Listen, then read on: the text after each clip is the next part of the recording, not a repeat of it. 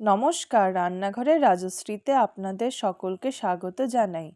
আজ আমি আপনাদেরকে বানিয়ে দেখাবো মেথির শাকের ঘন্ট। তাহলে এবার শুরু করি। আমি এখানে 2 আঁটি মেথি শাক নিয়েছি। ভালো করে ধুয়ে কেটে নিচ্ছি।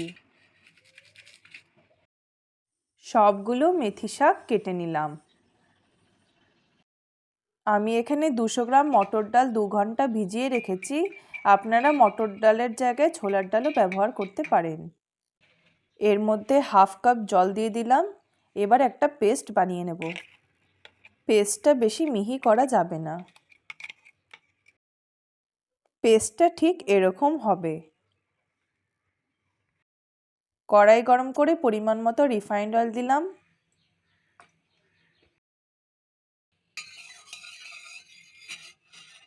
কয়েকটি রসুনের কোয়া দিয়ে দিলাম। অল্প ভেজে নিয়ে কেটে রাখা শাকটা দিয়ে দেব।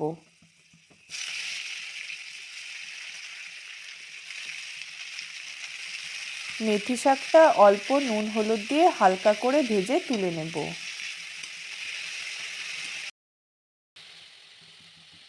অল্প নুন দিয়ে দিলাম আর অল্প হলুদ দিয়ে দিলাম।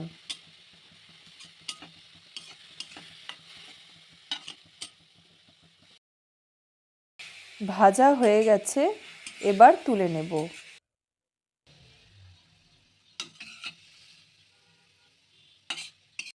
আবার কড়াই পরিষ্কার করে নিয়ে পরিমাণ মতো তেল দিয়ে দিলাম।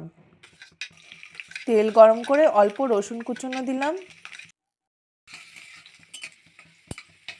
অল্প ভেজে নেওয়ার পর একটা বড় সাইজের পেঁয়াজ কুচনো দিয়ে দিলাম।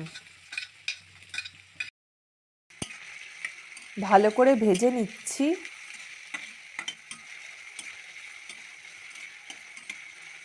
ভাজার সময় 3টে শুকনো লঙ্কা দিয়ে দিলাম।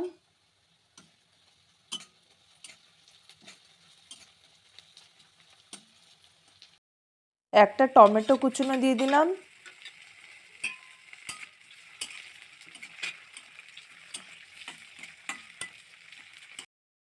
পরিমাণ মতো নুন দিলাম।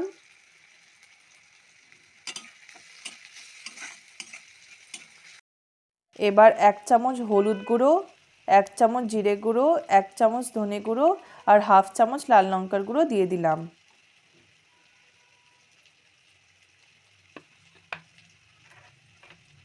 অল্প জল দিয়ে দিলাম মশলাটা কষানোর জন্যে।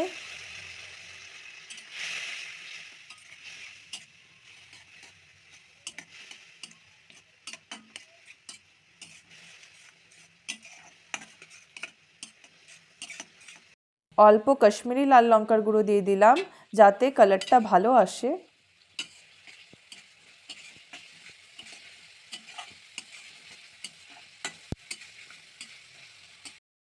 এবার মটর ডাল বাটাটা দিয়ে দিলাম।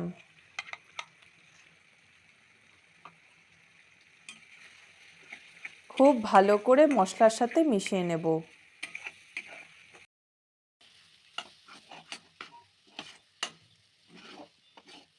কিছুক্ষণ ভেজে নেওয়ার পর 1 গ্লাস জল দিয়ে দিলাম।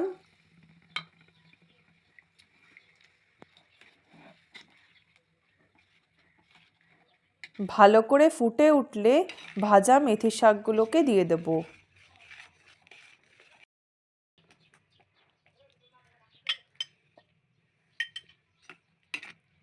ভালো করে মিশিয়ে নিচ্ছি। এই সময় আপনারা একটু দূরের থেকে রান্না করবেন যাতে ডালটা গায়ে ছিটে না আসে।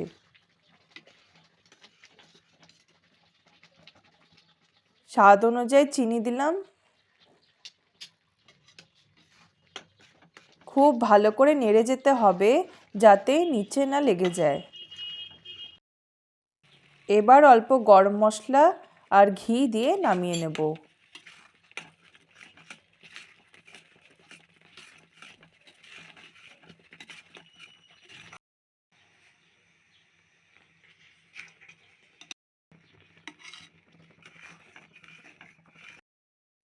মেথি শাকের এই রেসিপিটি গরম রুটি বা গরম ভাতের সাথে খেতে ভালো লাগবে। আমার এই রেসিপিটি ভালো লাগলে তাহলে প্লিজ লাইক আর সাবস্ক্রাইব করে দিয়েন।